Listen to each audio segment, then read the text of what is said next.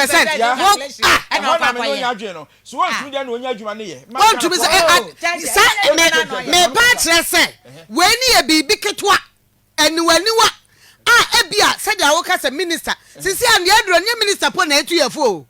The Addo no. Minister Kayente. Chief of Staff Bakayente. Council of State Bakayente.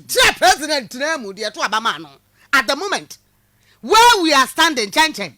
And yes sir. And I'm say the Addo necessary. Who can say why na 90% ne buy. What must send to ya dey na go about 30%. And your president the friend omo bra Jubilee. And I catch it almost said the Addo no Jack. Minister Beka Monte, we dey me amesra mu. Me pa mo cho. Me sra mu bebre. 90% of business no be kwajo. 3 cities can one. Let us say 90 no. No, that's what I'm saying. There be no sign America. Right calculation na so omo ye. We should then talk to GPRTU. Yeah, let GPRTU pro to anyone must say they cannot, just as the president is saying, Wamu and Tam Kotokuro and 2 omo kon ho enya de omo pe okurum ha. And that the security people must step in with these measures. The president is here. Well, but yes, from security for but yes, from Jadi for Mubu Yaguso. One more edge transport fed said, okay, or Mubu Yanu Mokurum ha. And that's what he has said. And American and a pay Mrenu. And now the Ambassador me and some speech that president kind. Me body. Oh, by a day. Oh, by a day. Me say me body nyina. I don't for momenti enra. Utie yam person say tie ni biom. I'm sure some did not. Ebi entie bi. Ebi entie. And stations ni bi, si etua bi kan ebi so yentie bi amfa o mintumi ntire. First na say their fellow Ghanaians ne kono. All the stations take it. Station ni nyina so translation bem. And they am say a few of them kitwa bi ntime. And no metie ya na mse da bi we. Wa be translate. Tama wa kasa no. Asi ya hwie suonwu agumi so. Now me do her. Now eni ku. Wa maame mo ay say twu. Na mom ahobrasem okasai. And that is what we're looking for. Okasai. Ono aso agia tum so watete se nkrofo so won kasa. Ono akasa ye ditum se watete se nkrofo so won kasa. Fellow Ghanaians ne beboa. Enti watie na obeto aso enti ho. You're starting and run what was Wobema update upon update. Part 1. And we are part 1. Where economic crisis part 1. Ni two net near the beba. Me ho joy. But economists no me ni omo ya adwene say enya de mono na president kan ho asem. Measures or the agu kwam no enya de foforo say be ya ye de be ya adwuma eni asem no. Yentie president ni sem measures ya wo de atodwan bi yen santie biom na afa yen ni nkomo why say aka ene ye no difference kakra wom ya kan si ebetimi ya eho ne yenida yentie bi. Reality is that our economy is in great difficulty. The budget drawn for the 2022 fiscal year, that is this year, in cost of living over a generation. The highest rise in government borrowing in over 50 years. The highest rise in inflation for 40 years. The steepest depreciation in their currencies to the US dollar over the last 30 years. The fastest peak in interest rates for over 20 years. And the greatest threat of the unemployment in peacetime, with over 100 million people being pushed into extreme poverty. Between the end of 2019 and now, inflation in Ghana has increased by 5-fold, in Togo by 16-fold, by 11-fold in Senegal, and by 7-fold in Côte d'Ivoire. In truth, however, the fact that there are petrol queues in France does not make it more tolerable that the trotro price from Kassoa to Circle has doubled in the past 1 year. Nor does it make it any more tolerable that the price of cooking oil goes up every other week. It is important to state mentioning the increases in prices worldwide is not meant to belittle the scope of suffering here, but simply to help us put things into some perspective and hopefully learn some useful lessons about how other people are coping. Fellow Ghanaians, this is why I'm back in your homes this evening, to ask for your support as we work together to get our economy back into good shape. In April, after the cabinet retreat of the first quarter, in recognizing the deteriorating macro economy, my government announced a 30% cut in budgeted discretionary expenditures and a 30% cut in salaries of the President, Vice President, ministers, deputy ministers, MMDCs, and political office holders, amongst other measures. And since July, when the government took the difficult decision to go to the IMF to seek support, I've been speaking publicly at different fora on the subject of the economic difficulties we face, especially during my recent tours, so far, of 9 regions, and interacting directly with you, the Ghanaian people. It is also true that many of you have felt the need for me to come back to the fellow Ghanaians format that brings us all together. For us in Ghana, our reality is that our economy is in great difficulty. The budget drawn for the 2022 fiscal year, that is this year, has been thrown out of gear, disrupting our balance of payments and debt sustainability, and further exposing the structural weaknesses of our economy. We are in a crisis. I do not exaggerate when I say so. I cannot find an example in history when so many malevolent forces have come together at the same time. But, as we have shown in other circumstances, we should turn this crisis into an opportunity to resolve not just the short-term urgent problems, but the long-term structural problems that continue to bedevil our economy. I urge us all to see the decision to go to the International Monetary Fund in this light. We have gone to the fund to repair in the short term our public finances and restore our balance of payments, whilst we continue to work on the medium to long-term structural changes that are at the heart of our goal of constructing a resilient, robust Ghanaian economy and building a Ghana beyond aid. I'm able to report to you, my fellow Ghanaians, that the negotiations to secure a strong IMF program, which will support the implementation of our post-COVID-19 program for economic growth, and additional funding to support the 2023 budget and development program, are at advanced stages and are going well. We're determined to secure these arrangements quickly to bring back confidence and relief to Ghanaians. We're working towards reaching a deal with the IMF by the end of the year. This will give further credence to the measures government is taking to stabilize and grow the economy, as well as shore up our currency. I know that the increasing cost of living is the number one concern for all of us. It is driven by fast escalating fuel prices at the pumps, which is caused by high crude oil prices on the world market and our depreciated currency. I know that this is putting intolerable pressure on families and businesses. I know that people are being driven to make choices they should not have to make. And I know that it has led to the devaluation of capital of traders and painfully accumulated savings.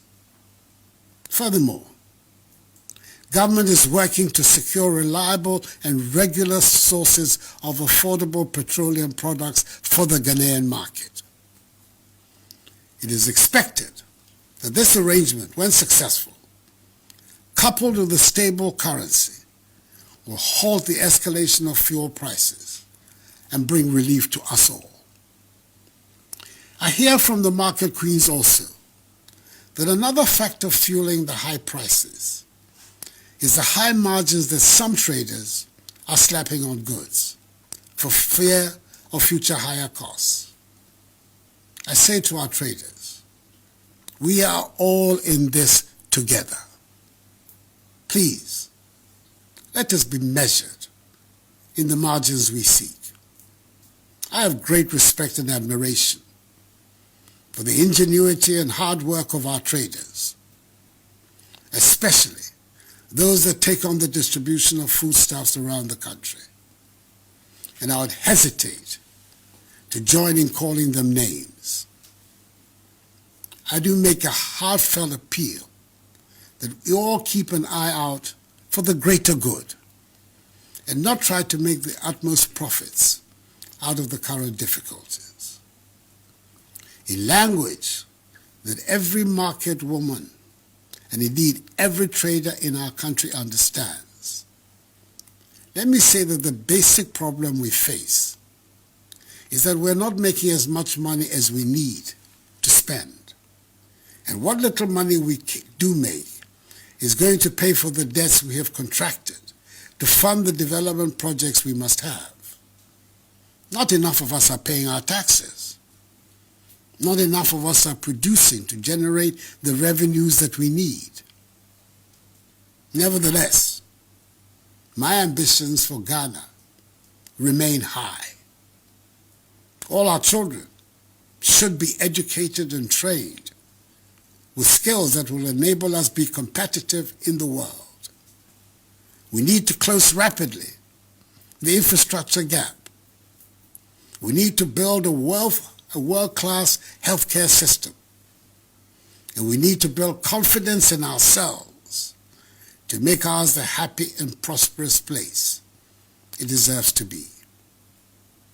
I believe we can and we will find the means to achieve these goals, even if the immediate measures we have to take are painful.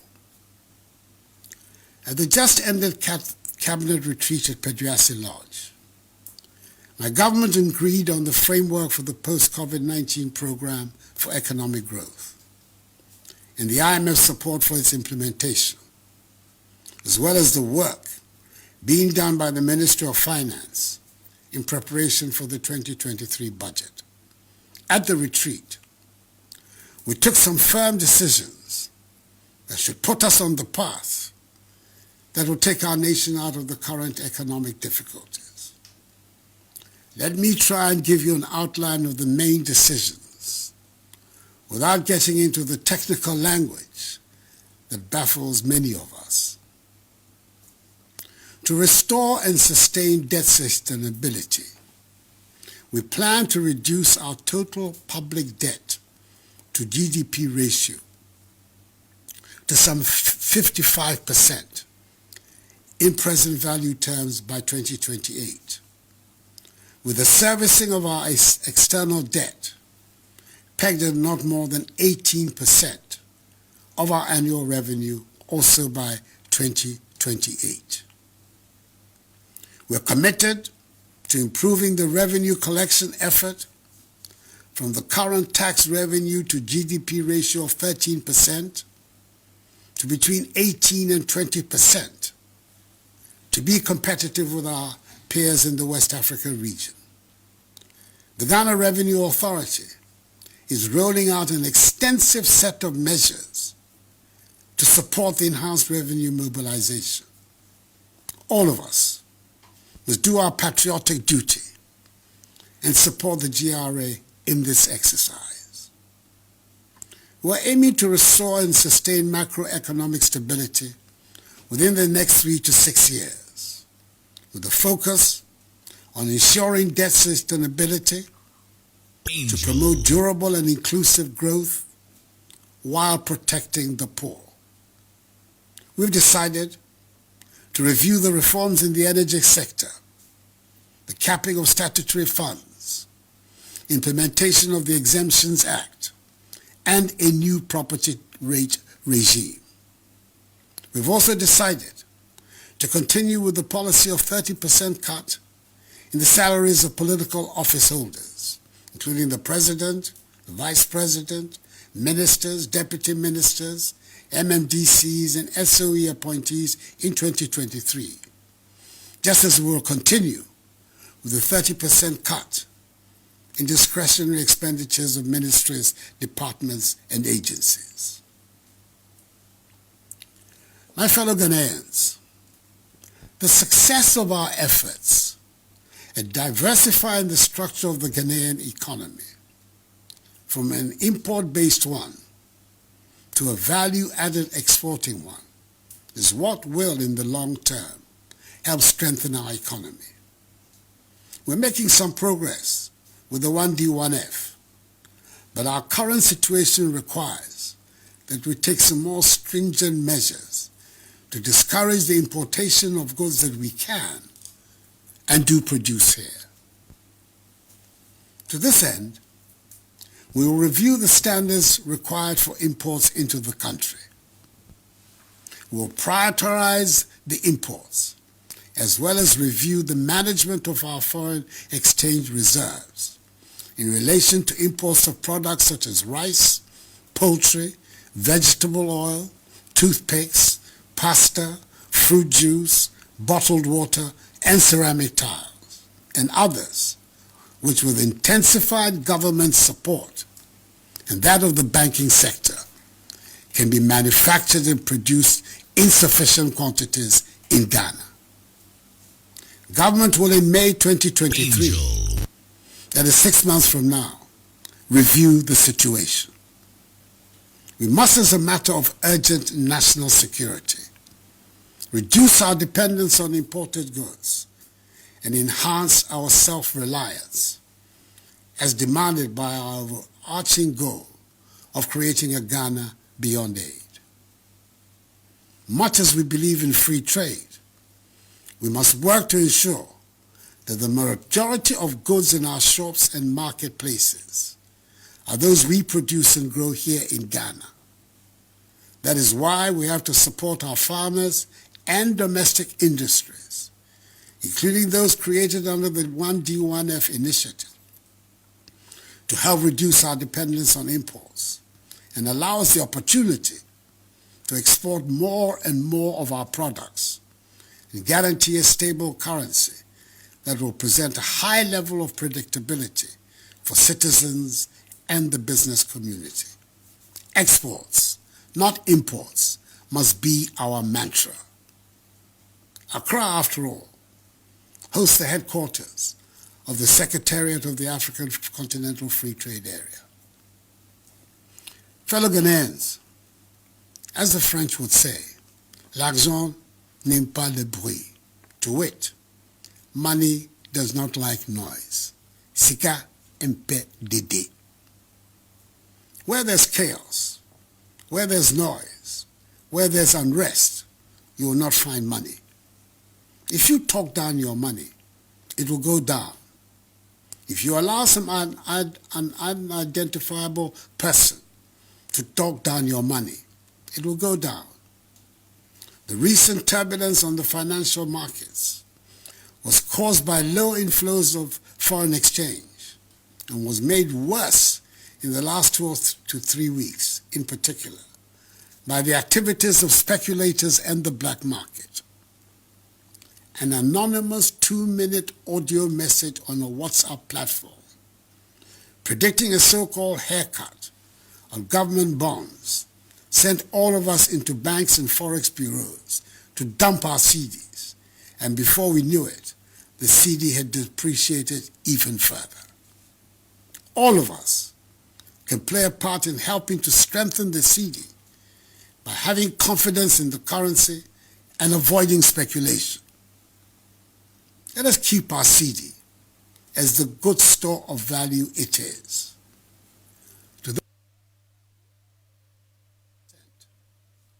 Only for the Russian Angel in the morning. Angel in the morning. the first quarter of this It's a daybreak. It's a aggravate daybreak. the effects of COVID-19 and plunge the global economy to even greater turmoil from which it has not yet recovered. The whole world has been taken aback by the speed with which inflation has eaten away people's incomes.